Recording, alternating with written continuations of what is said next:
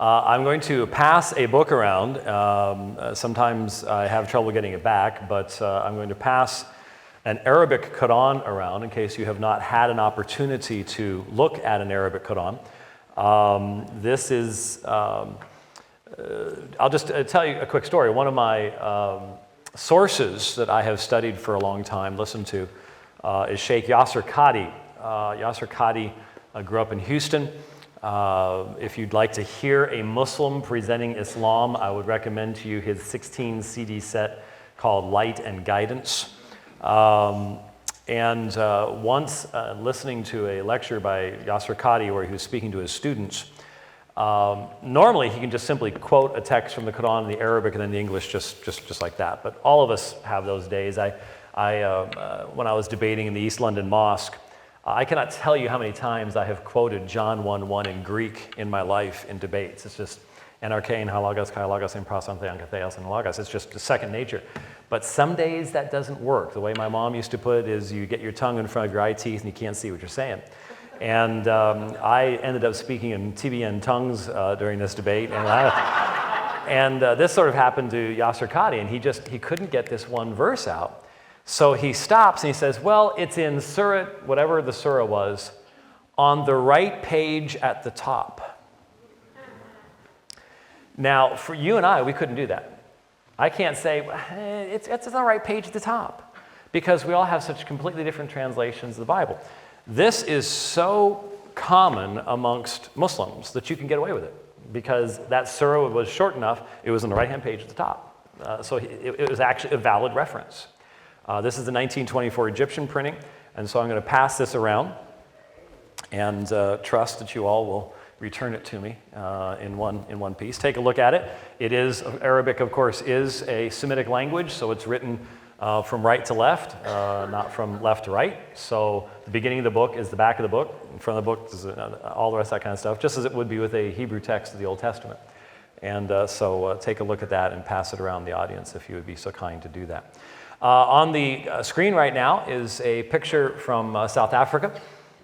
This is my debate with Bashir Varnia. This was the first debate that I did once I got to South Africa in the mosque in Lenasia. The room was packed out. We had people standing outside the room at the windows, looking in through the windows as we debated the issue of can God become man? And Bashir is a very kind gentleman. 2 nights later, he hosted me and my host, Rudolf Bushoff, in his home. And his wife cooked all sorts of wonderful Indian foods for us. And we could only be there a certain amount of time. It was a shame because we were having such a nice time and conversation with one another. So that is in Lenasia, South Africa. That was the first debate we did. And then this was the picture that I told you about before. This is probably of all of my adult ministry, the most amazing picture that I possess right now. That is inside the masjid in Erasmia, South Africa. You can see over here, you can see just a little bit of the Arabic right here. This is called the Qibla. So we had been there during the prayers beforehand, and so the imam was standing where I was standing, except he was facing the Qibla, and everybody was in lines behind him, bowing down and praying. The majority, you don't see much of the audience because they're sitting on the carpet. They're not in chairs. I didn't know that I was going to have a table. It turned out to be nice. And yes, I am in stocking feet because shoes are not allowed in the masjid. So it's definitely the first time I've ever debated in stocking feet. But seated across from me is the moderator right here. That's Yusuf Ismail. Yusuf is with the IPCI in South Africa. He's sort of taken over from probably the most, well, still to this day, the best known Islamic speaker in the world, Ahmed Deedat, who started the IPCI down there in South Africa. And you can see just beyond him in the Kufi right there is Shabir Ali. And we are debating sin and salvation in the masjid. You can see someone up in the ladies area, sort of watching from up here. But as you can see, it was all recorded and will be available eventually. And that was an incredible experience to be able to do that on the other side of the planet, quite literally. So at least what you're hearing today is not from the hallowed halls of academia and has never been taken into the field. You don't get much more in the field than this, debating sin and salvation in the masjid itself. Oh, I warned you, I'm having some problems with my Mac. Strangely, these pictures of this darling, cute little baby just pop up in the middle of things. I don't know where, but yeah.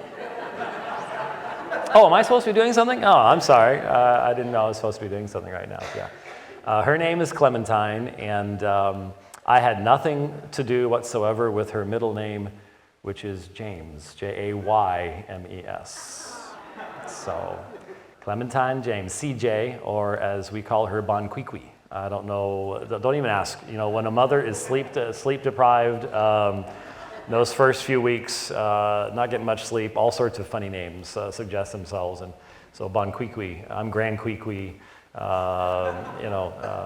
It's sort of funny how that all worked together, but that's a little Clementine there. All right, let's get to work, because we have some work to do. My understanding is we're going to have a question and answer period. Now, ironically, the Q&A period is going to come before the primary theological material, which will come in the third session. So, but hopefully you'll still have some questions that we can work with at that particular point in time. Then this afternoon we'll have the primary theological material between 1:30 and 2:30, and then between 3 and 4, it's going to be story time with Uncle Jim. Basically, what I'm going to do is narrate a number of hadith to you. I'll explain what the hadith are here in a little while, but they are the stories and actions of Muhammad and his companions, which really form the fabric of Islamic theology. Now, obviously, when we saw the little video on Hajj, you may recall that the narrator talked about how Abraham and Ishmael had founded the Kaaba. In Islamic tradition and lore, the Kaaba was founded by Abraham and Ishmael, not Isaac, for obvious reasons. And of course, historically, there's absolutely no evidence whatsoever that Abraham ever went as far down as Mecca. And in fact, there are real questions as to whether Mecca as a meaningful location even existed prior to the time of Christ. But from the Islamic perspective, that place of worship was originally founded as a place of monotheistic worship, and then over time became corrupted into the polytheistic worship that existed in the days of Muhammad, many years after the days of Abraham. And so by tradition, there are like 360 idols in the Kaaba in the days of Muhammad. In the beginning of the 7th century, his prophethood begins in 610 AD. So we're talking over half a millennium after the time of Christ is when you have the origination of Islam. Now, from the Islamic perspective, that's not the case. From the Islamic perspective, the Islamic religion predates all the rest of us, and all of they do believe. People always ask, do we all worship the same God? Well, the Quran says that Allah is the God of Abraham, Isaac, and Jacob. But a well-read Muslim will recognize that Christians and Muslims do not worship the same God, as long as they recognize that the doctrine of the Trinity is not just something you put on, sort of add on and can take off. Sadly, many of the Christians that Muslims interact with are barely Trinitarian at all. And in fact, I would say most evangelicals in Western societies are primarily monotheists, not really Trinitarian. I mean, let's be honest. If we were to give a quiz, if I were to give you a quiz right now, anybody getting nervous? If I were to give you a quiz right now, if we were to give a quiz to our people Sunday morning after church, how many of them would fall into the errors of modalism, confusing the Father and the Son? How many would be able to explain the relationship of the Father and the Son? How many would have any knowledge of why the Eastern Orthodox split off in 1054 over a phrase called the filioque? What does it mean for the Holy Spirit to proceed from both the Father and the Son, or only from the Father?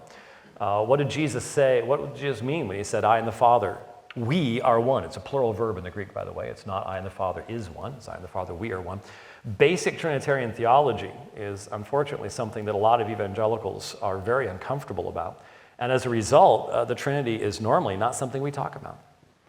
And since it's not, then you can understand why many Muslims are confused on that particular subject, because they very rarely encounter Christians who can give a meaningful answer for the hope that is within them. And that is a tragedy, and I certainly have encountered that many, many, many times.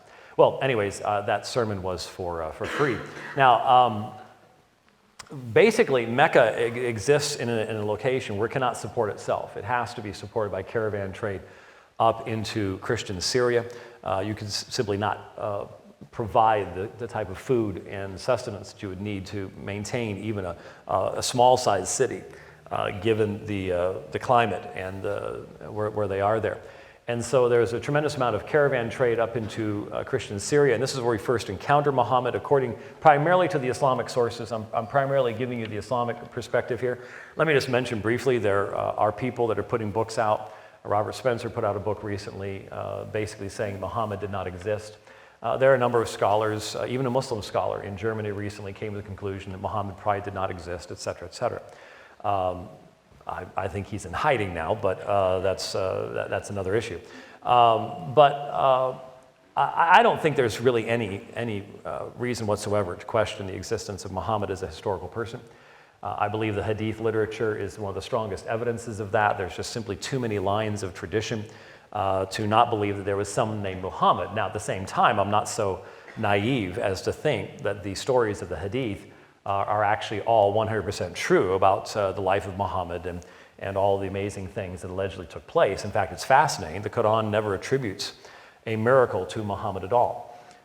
Some people say, well, there's one verse about the splitting of the moon, and that has something to do with Muhammad. But the Quran's message is the only miracle that Muhammad presents is the Quran itself, that it's completely you could not imitate the Quran. You could not produce anything like it.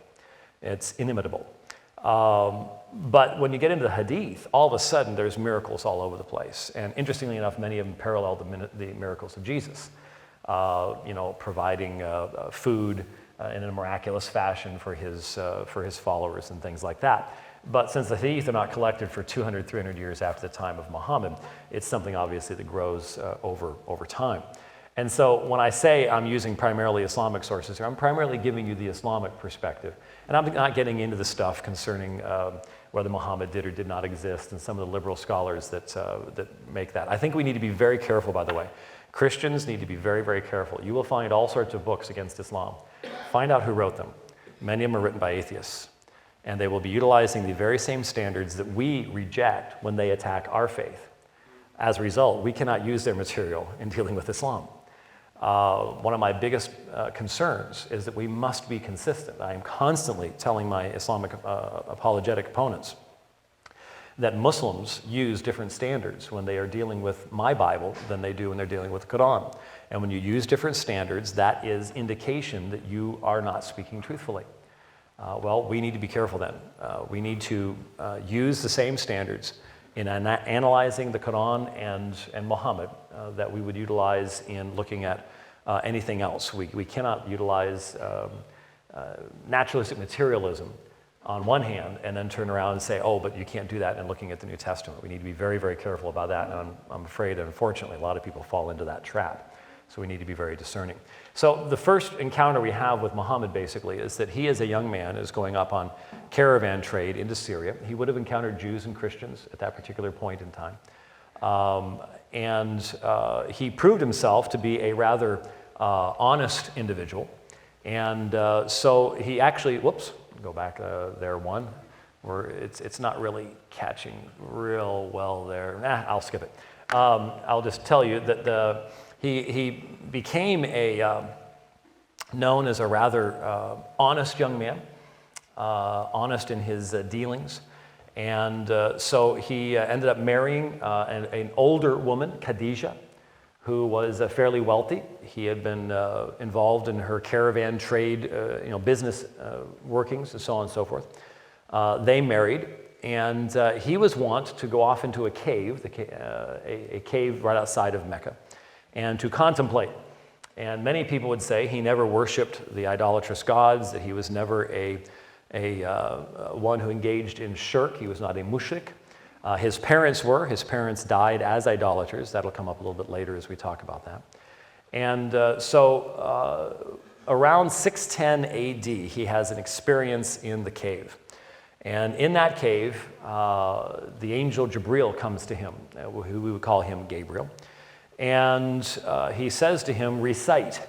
And Muhammad says, I can't recite. According to the standard Islamic understanding, Muhammad was illiterate. That's a little bit difficult to believe, that he was involved with all this business stuff, which would have involved some written documents, receipts, things like that.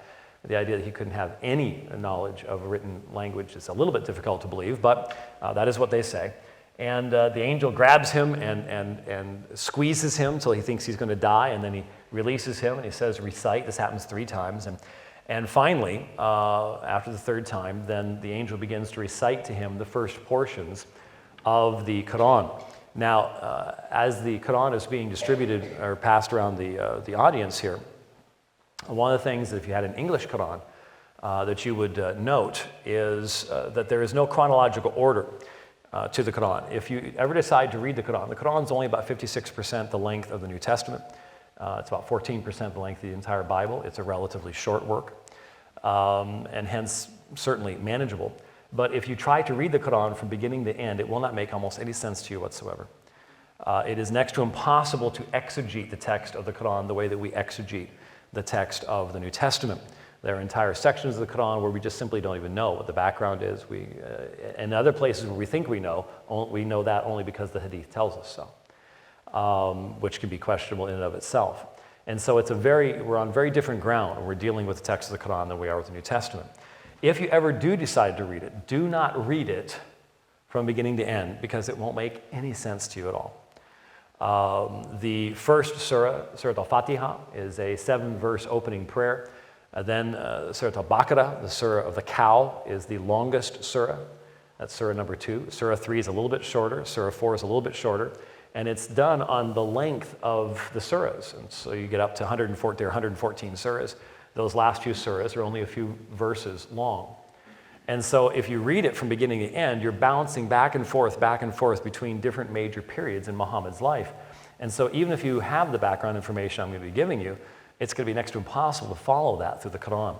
And so in my book, What Every Christian Needs to Know About the Quran, there is a chart. I forget which page it's on, but there's a chart that gives you a sort of the best guess that we can come up with as to the chronological order of the surahs themselves. It's toward the front of the book, and if you follow that, at least you'll have a little better chance of making heads or tails, and you'll also sort of be able to follow the development of Muhammad's thought over time. But I should mention, from the Islamic perspective, there is no development in Muhammad's thought in the Quran, because there is none of Muhammad's thought in the Quran at all. The Muslim believes that the Quran was written on tablets in heaven eternally. Sunni Islam, this is not the view of the Shiites, but Sunni Islam eventually developed the orthodox perspective that the Quran is as eternal as God himself. Now this raises all sorts of theological questions, actually, but that the Quran is uncreated. And since it is uncreated, then there is nothing of Muhammad in it at all. It simply it comes down from heaven. It's given to Jibril. Jibril dictates it to Muhammad. That's it. What Muhammad understood is irrelevant. And so what we do with our Bibles, when our ministers open the Word, hopefully good ministers open the Word, we talk about the backgrounds of Paul, we talk about the church at Corinth, we talk about the language that was used, the political situation at the time, what was going on with the Roman Empire, the idolatry that was in the city. We provide all this information as we look at passages like 1 Corinthians 8 and its statement that there's only one true God and the use of the Shema and all that. We bring all that stuff together. You can't do that with the Quran. It's just not possible to do. And it's a violation of the Islamic view of the Quran to ask questions like, well, when Muhammad met with the Christians from Najran toward the end of his life, how did that impact the text of the Quran? Did he grow in his understanding of Christianity? Irrelevant. Not even allowed to be asked within Orthodox Islam. Now, those questions are asked within liberal Islam. But I've often wondered, if you're a liberal Muslim, what's it like to embrace a religion where you know that if you were to say what you actually believe in nations where your religion is the legal religion of the land, what's it like to know that they would kill you for that? What's it like to know that you would minimally be imprisoned, kicked out of the country, or killed for believing the things that you believe? I find that to be something that my liberal Muslim friends need to consider just a little bit. So anyways, as you look at the Quran, you'll see that it's in that kind of an order. And what that means is these first words of the Quran are not the words of Surah 1, they're actually the words of Surah 96, ayahs 1 through 5. The surahs are the chapters, the ayahs are the verses. Ayat is the plural. Proclaim or read in the name of thy Lord and cherisher who created man out of a mere clot of congealed blood. Proclaim, and thy Lord is most bountiful. He who taught the use of the pen taught man that which he knew not. So these are the first words that come from the angel Gabriel. Now, Muhammad's response is very, very interesting. He goes home and he tells his wife to wrap him up because he thinks he's been attacked by a jinn and he's demon-possessed. And then after that, when the angel doesn't show up again with further revelation, he more than once attempts to throw himself off of a cliff to kill himself. And the angel has to show up and say, you're a prophet of God. Now, that again is directly from Islamic sources. I'm not making that kind of thing up. I would not do so.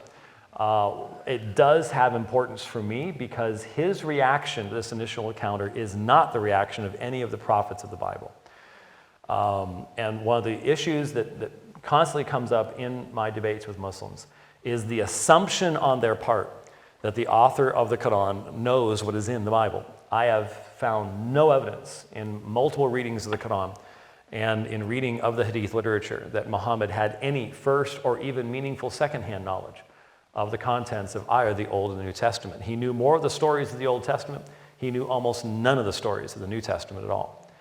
And so the Muslim operates on the assumption that the Quran is the final authority.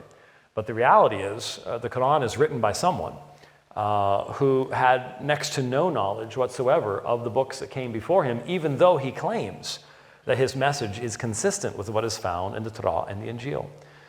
This results in the apologetic issues that we face today, and we'll expand upon those things a little bit more as we get through the material here. Now, I'm going to have to, since I can't see what's coming up, I'm just going to have to click, click, click, and we'll do the best we can from there.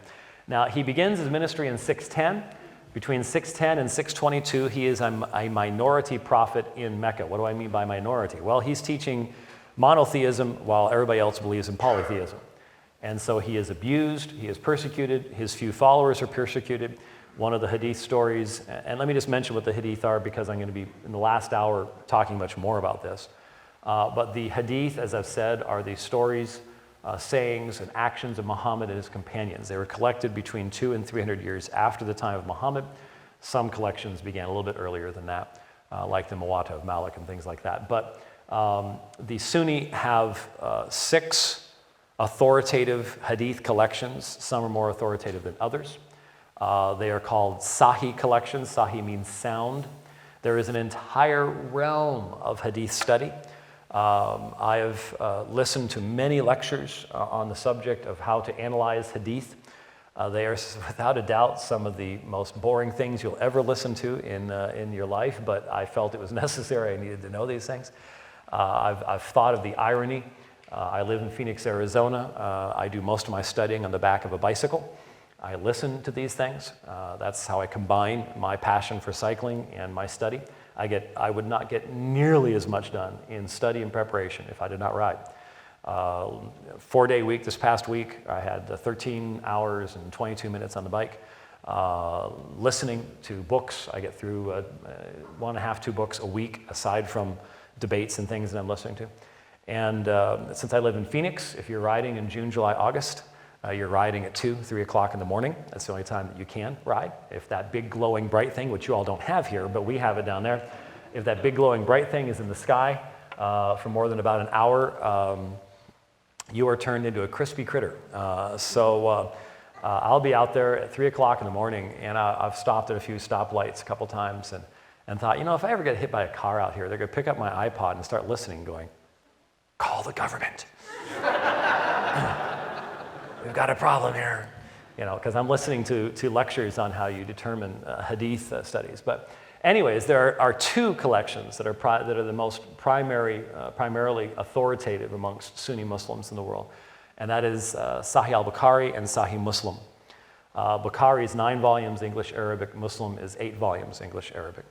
And yes, I've read all of Bukhari and all of Muslim, and that's the sources I'll be drawing from as I tell you some of those hadith stories later on in the afternoon.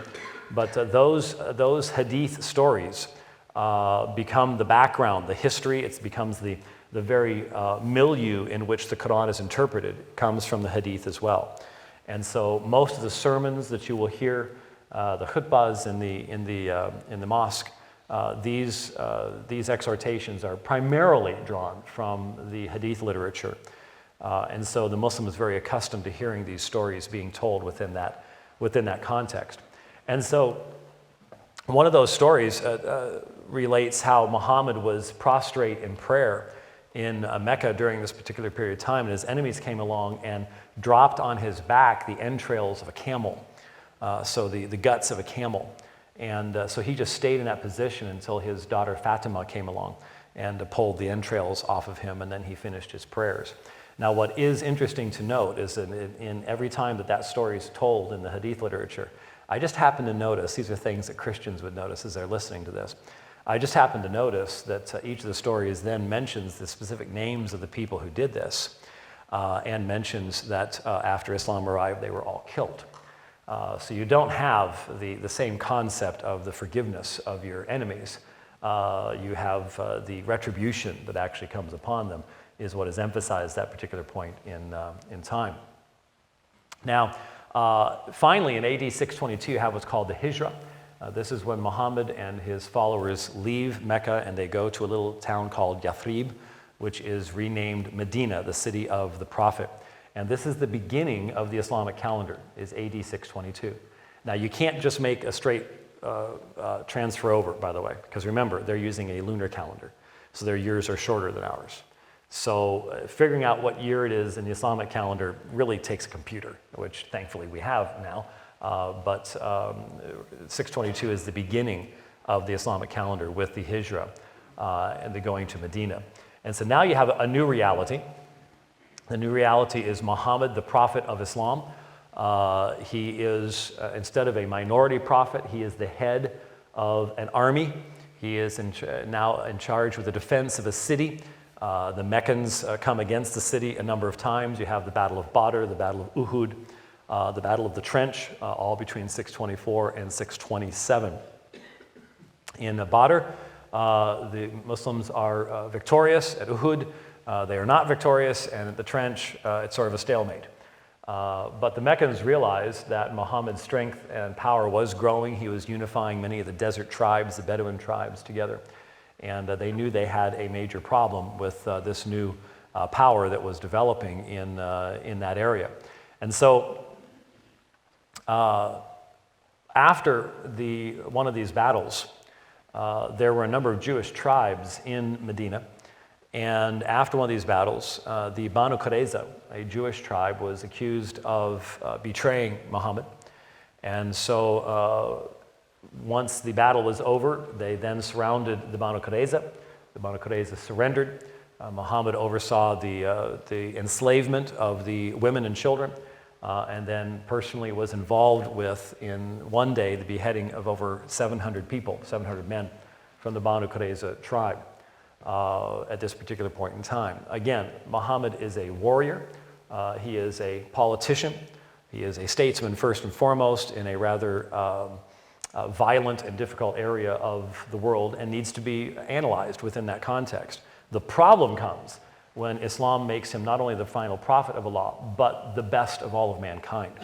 So that everything he did related to us in the Sunnah of the life of Muhammad becomes the basis for which Muslims take God's revelation. So, for example, the Hadith literature contains incredible instructions as to how you're to live your life, down to the most minute elements of things. You never, for example, offer your left hand to a Muslim. You only offer the right hand to a Muslim. If you don't have a right hand, you don't offer him anything at all. The left hand is the hand you use to clean yourself after you go to the bathroom. And that's what you're supposed to do, because that's what Muhammad did. And so you never offer the left hand.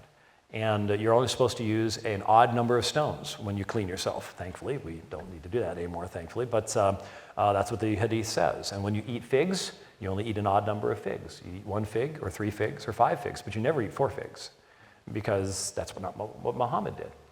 And it is that elevation of Muhammad to the position of being the final example that really is problematic in certain areas that we could get into. Including how he treated the Banu Qurayza. Finally, in 628, Muhammad marches his army to Mecca.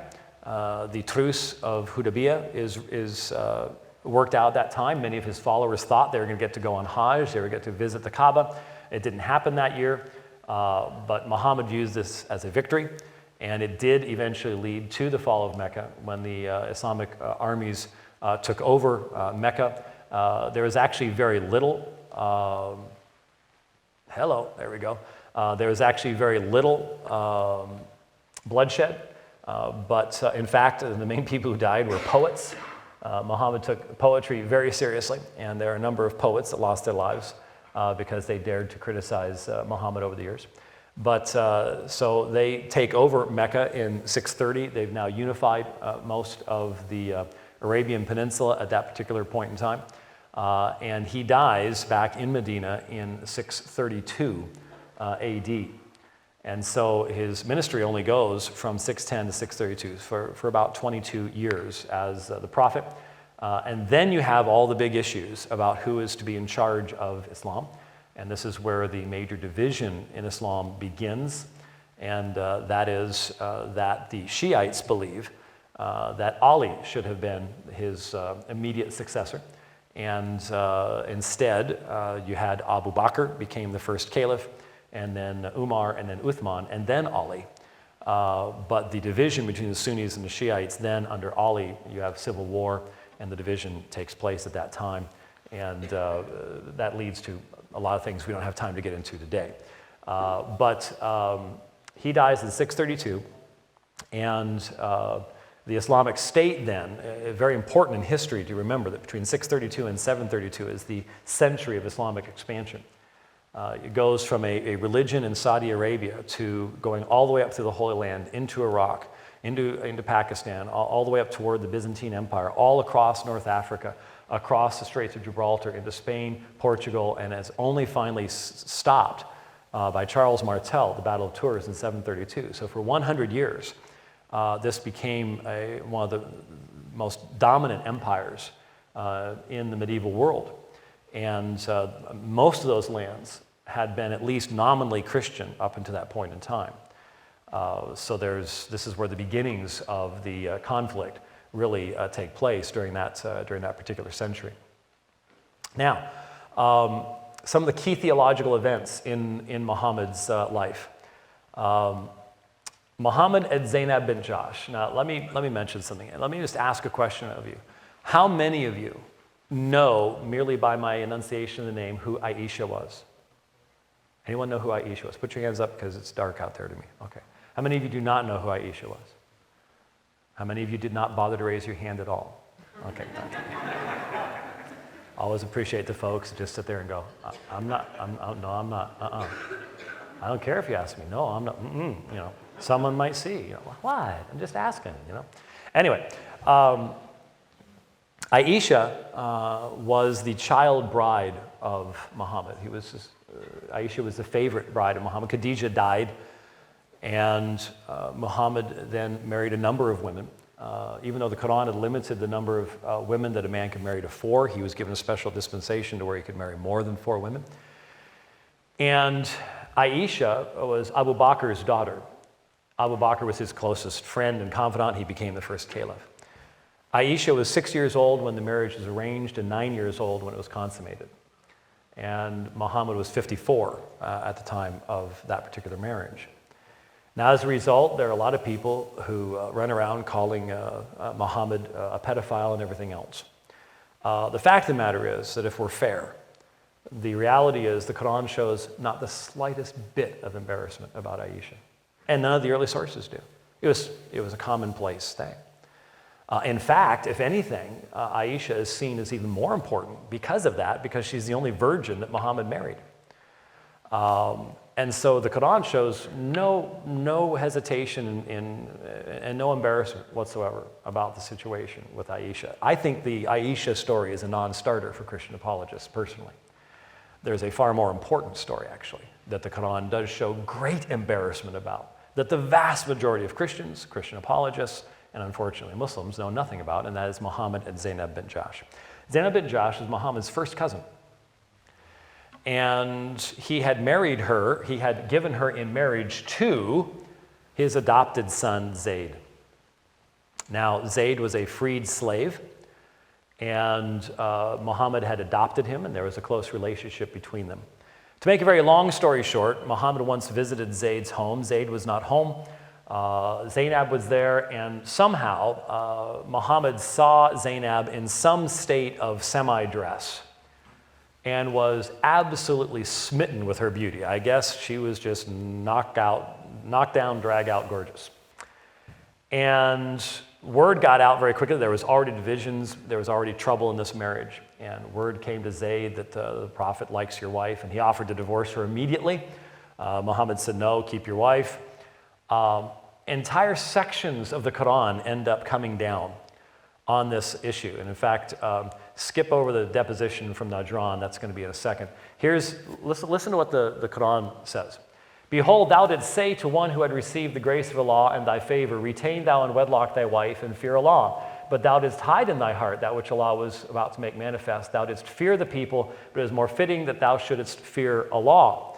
And then it says, then when Zayd had dissolved his marriage with her with the necessary formality, we joined her in marriage to thee, in order that in future there may be no difficulty to the believers in the matter of marriage with the wives of their adopted sons, when the latter have dissolved with the necessary formality their marriage with them, and Allah's command must be fulfilled, Surah 33:37. So here you have written on heavenly tablets in eternity past a concern about marrying the divorced wives of your adopted sons. Yeah, that was a real big problem, wasn't it? Yeah, it's just, I'm so glad that in eternity past this was dealt with. The fact of the matter was that from the concept of that day, this was incest. It was completely irregular. It was not allowable.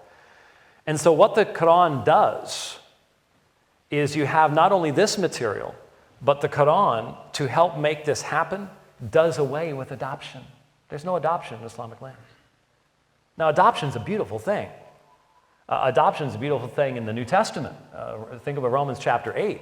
But adoption is a beautiful thing in a culture where you can adopt someone and bring them into your family, and it's a beautiful, godly thing. But it doesn't exist in Islam because Muhammad wanted to marry the divorced wife of his adopted son. And so first he had to unadopt Zayd. He was no longer called Zayd, the son of Muhammad. He was called Zayd, the son of whoever his original father had been. I think it was Hiratha or something like that. And so adoption's destroyed. And then he is allowed to be married to Zainab. And of course, when Zainab comes into the quote-unquote family here, the harem, she is, Aisha is jealous because Zainab is very beautiful. And Zainab would say, I'm the only one that was married to Muhammad by Allah himself in the Quran. And this causes all sorts of problems within the wives of Muhammad as well. And so I think this is much more of a serious issue as to demonstrating the real human nature of the Quran than the Aisha story could ever be. And yet most people have no idea. They don't know anything about it at all. Now, one of the things I skipped past there, which I just need to fix and need to remember to fix, is the deputation from Najran. Toward the end of Muhammad's life, Christians from Najran came to Medina to talk to Muhammad and to ask him questions about his theology, and they had themselves a little discussion. Now, my Muslim apologist friends will point out how kind Muhammad was to them. He allowed them to say their prayers, Christian prayers, in the mosque. Even when they rejected what Muhammad said, he allowed them to leave in peace. All of which is true given the fact that the only thing we know about this comes from Islamic sources. There are no Christian sources that verify this particular encounter at all. And I should point out that the second caliph, Umar, drove all the Christians out of Najran.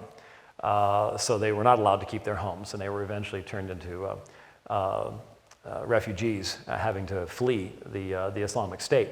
But allegedly, there is a conversation between the Christians and Muhammad. And some of this ends up being reflected in the pages of the Quran itself, particularly in Surah 3. Notice what it says. Indeed, the example of Jesus to Allah is like that of Adam. He created him from dust, then he said to him, be, and he was. The truth is from your Lord, so do not be among the doubters. Then whoever argues with you about it, after this knowledge has come to you, say, come, let us call our sons and your sons, our women and your women, ourselves and yourselves. Then supplicate earnestly together and invoke the curse of Allah upon the liars among us. Now, you need to understand what's being said is, well, once God has revealed his truth, then you all get together and you call God's curse down upon whoever is lying in this particular situation between Christians and Jews in regards to this particular subject. Indeed, this is the true narration, and there is no deity except Allah. So what is the Quran saying? Well, the Quran is saying that Jesus is but a messenger of Allah. He's a creation of Allah. This is the true narration. There is only one deity, and it's Allah. The Christians are wrong. And indeed, Allah is the exalted in might, the wise. But if they turn away, then indeed Allah is knowing of the corrupters.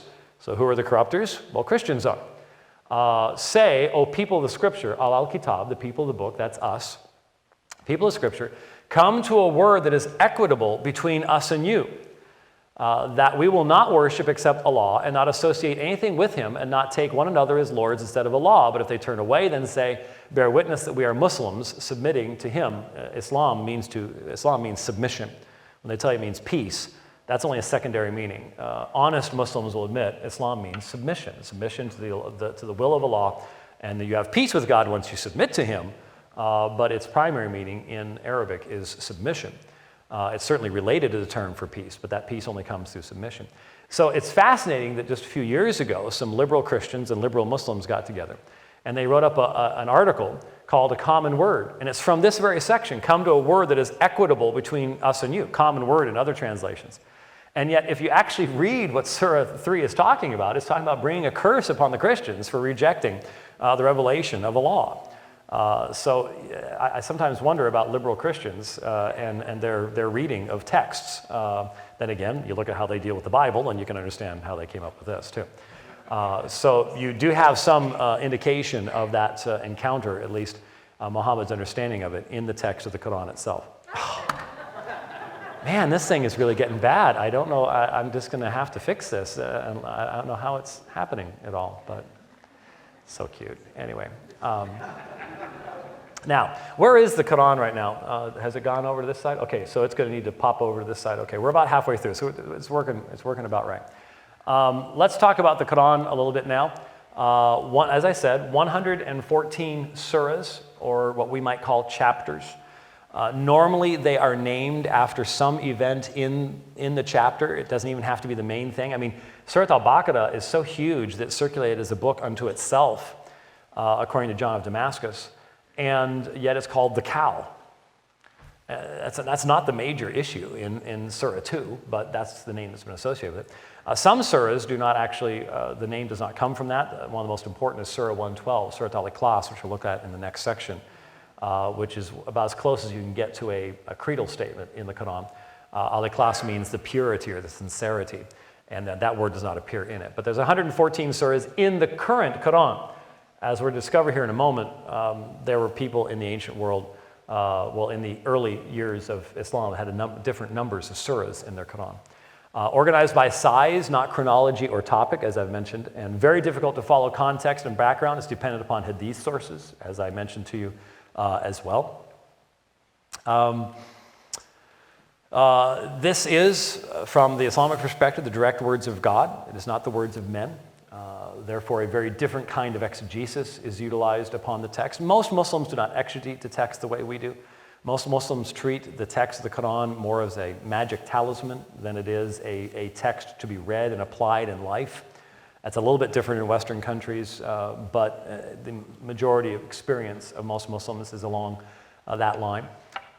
Many books, Ketuvim, were sent down by Allah. As I've mentioned, the Quran itself says, the Torah and the Injil were nazzal, they were sent down by God. They contain light and guidance, the very words that are used of the Quran itself.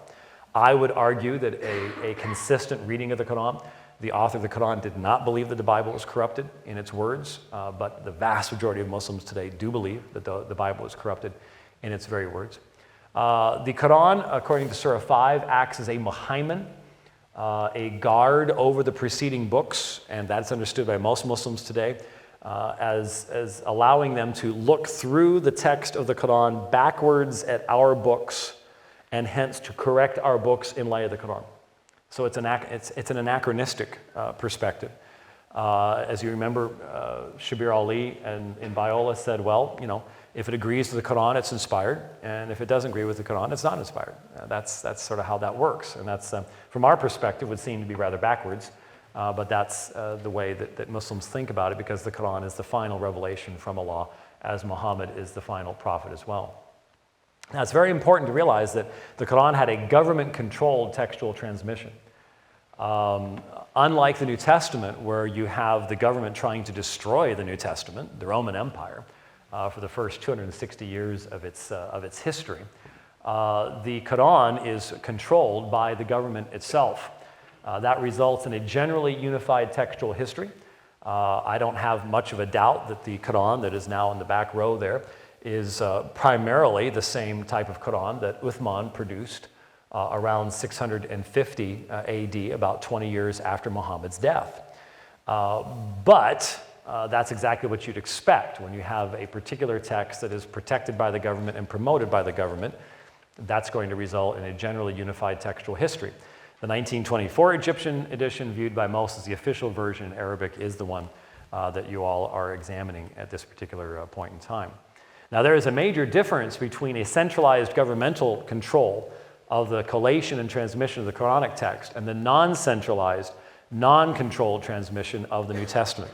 I have now done 4 debates on this subject, 2 with Adnan Rashid in London, and 2 with Yusuf Ismail at the old University of Potchefstroom, now Northwestern University in Potchefstroom, South Africa. And we did the exact same subject, both of those. We would do one debate, has the New Testament been accurately transmitted? Then has the Quran been accurately transmitted? We did 2 debates in one night for both of them. The one with Adnan is on YouTube. We don't yet have the ones from South Africa, but they will be. And you will see that they were very, very interesting conversations and discussions at that time. Now, looking at the Hadith itself, listen to what the Hadith says about the history of the Quran. Abu Bakr then said to me, Umar has come to me and said, casualties were heavy among the Qurra of the Quran, i.e. those who knew the Quran by heart, on the day of the battle of Yamama. I just stop and I say Yamama because normally someone starts chuckling. The Battle of Yamama? Yeah, the Battle of Yamama. Now down in the States they go, Yo mama, my mama. So I just stop, just wait, let's get it over with. Okay, we can move on. All right, now, on the day of the Battle of Yamama, and I'm afraid that more heavy casualties may take place among the Qurra on other battlefields. So there were these people who had memorized the Quran, many of them died at this battle.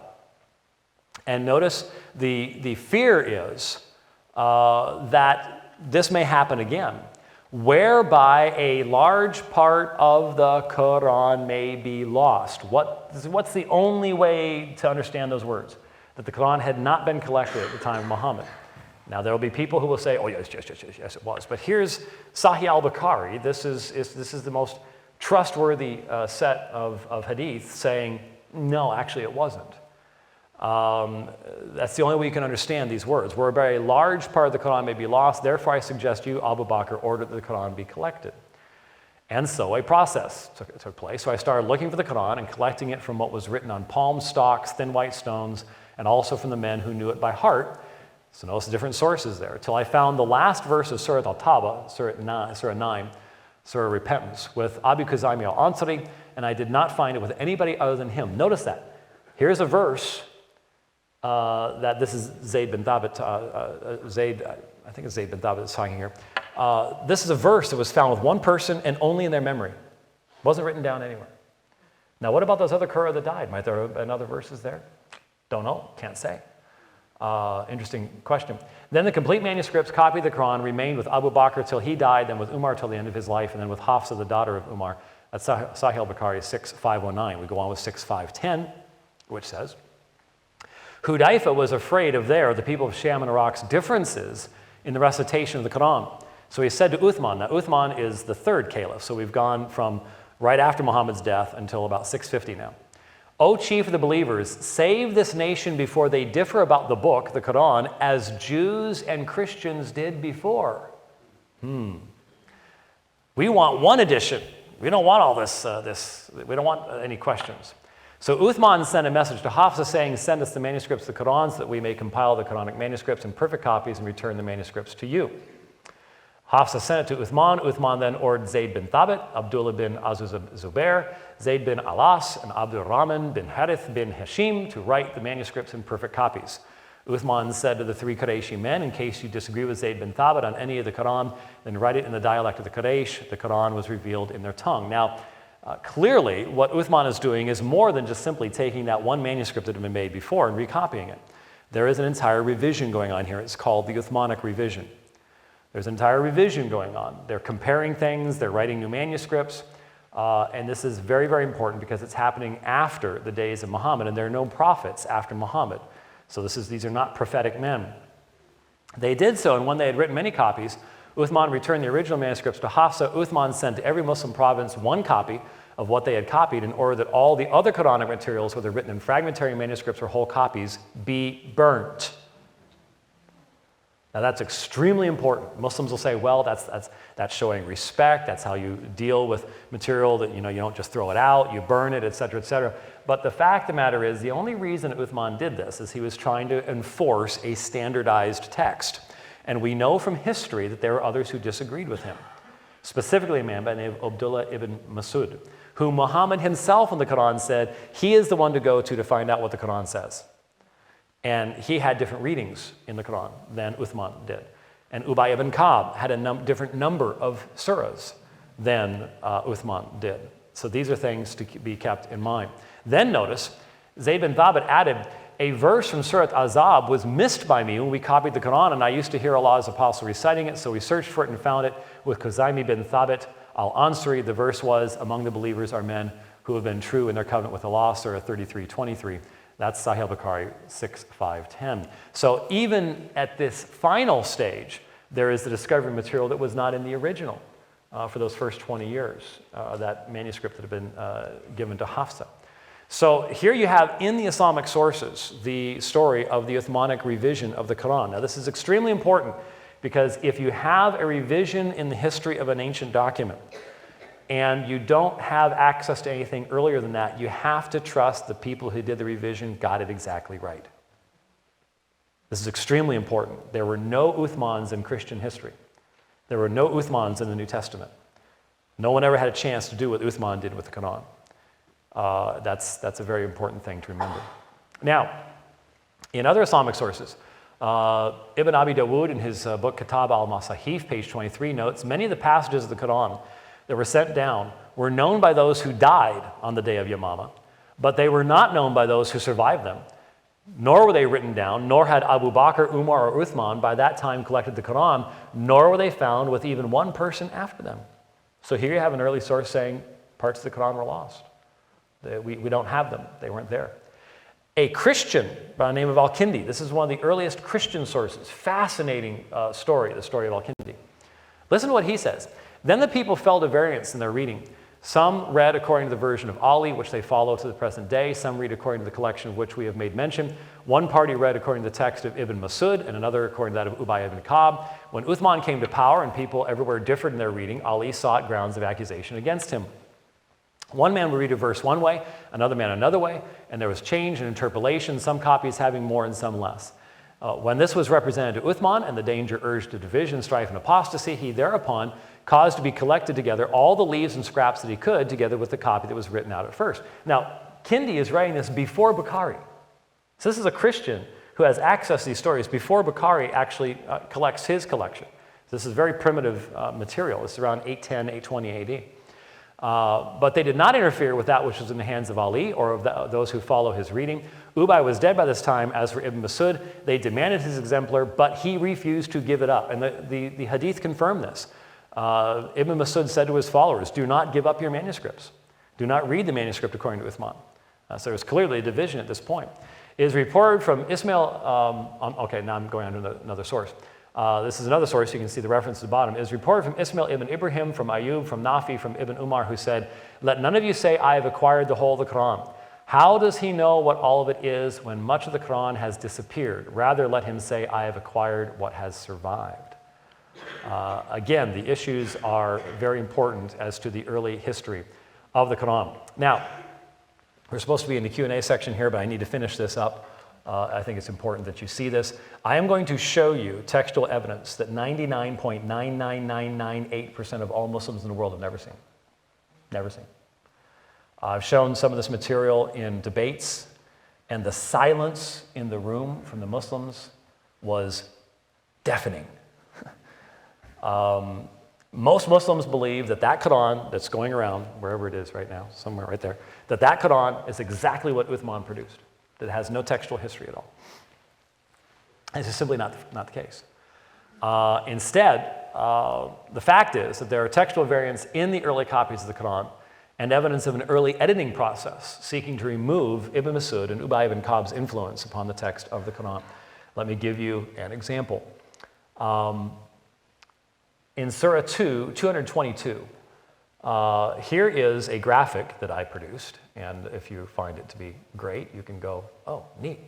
One of the, now there is no, who has the Quran right now, right here? There is no critical edition of that Quran. Have any of you noticed that there are no notes at the bottom of the page?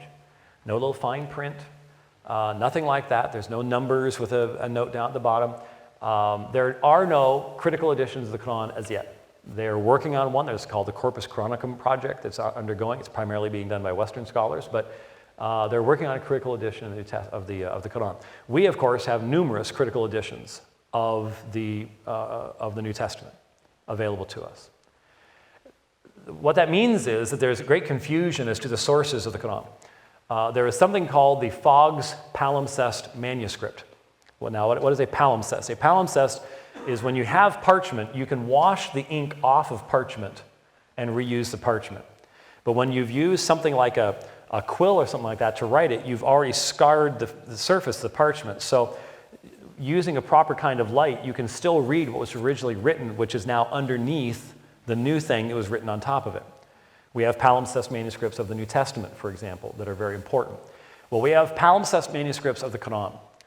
And unlike the New Testament, where you can go to websites and find out exactly which manuscript is which and when it was found and where it's stored, that doesn't exist.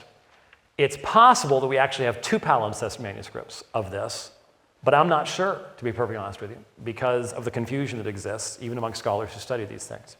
But at least the Fogg's palimpsest manuscript. Here is Surah 2, 222, and you will notice that there are complete examples of editing in the text of this text. Not only do you have different grammatical terminations, you have words put in different orders, put in different places in the sentence. That's not textual, that's not a scribe misspelling something.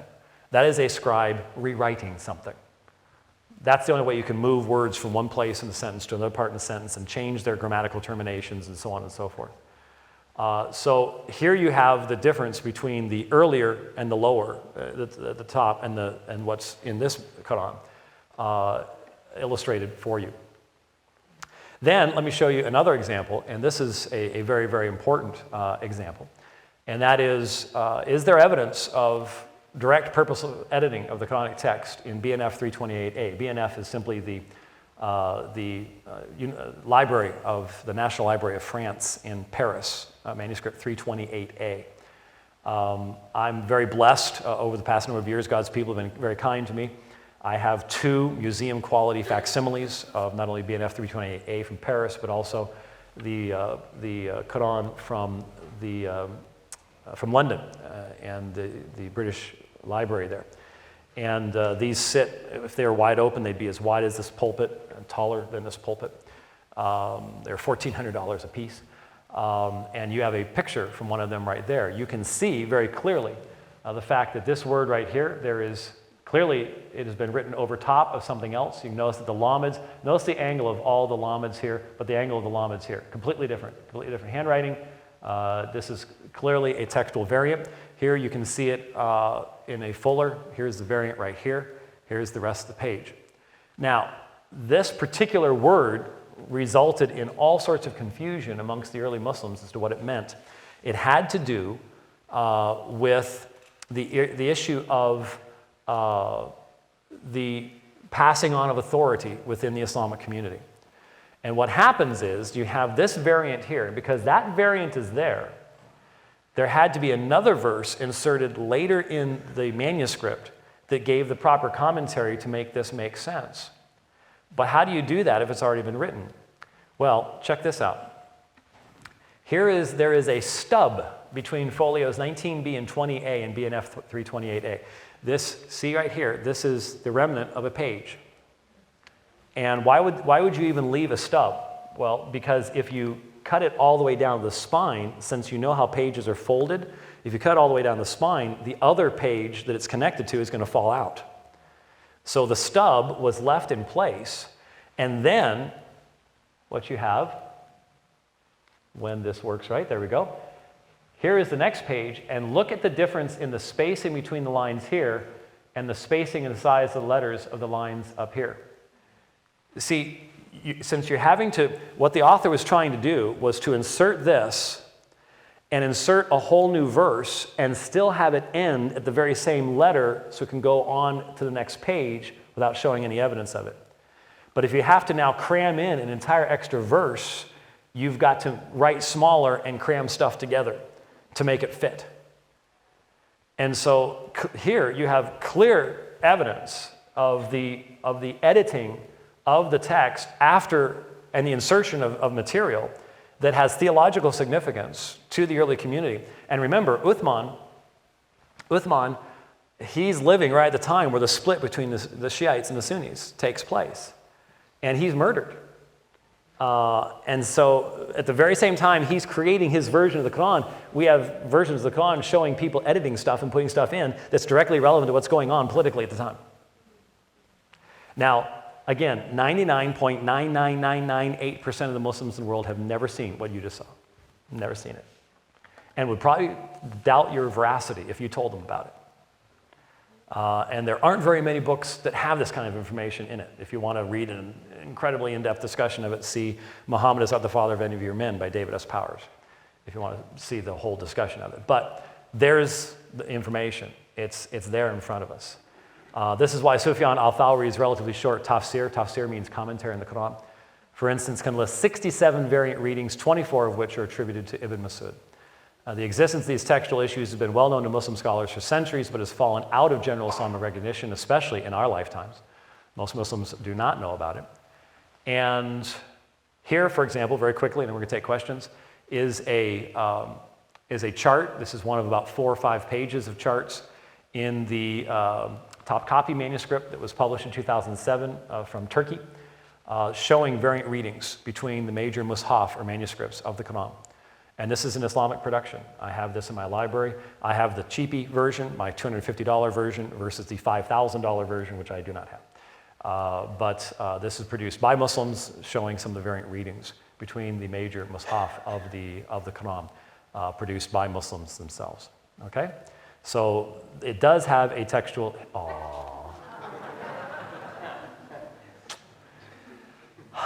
You know, my blood pressure just goes down whenever I see that smiling little face who's now a month older than that and is about ready to start walking. But anyways. Okay, with that in mind, we need to have some time for questions.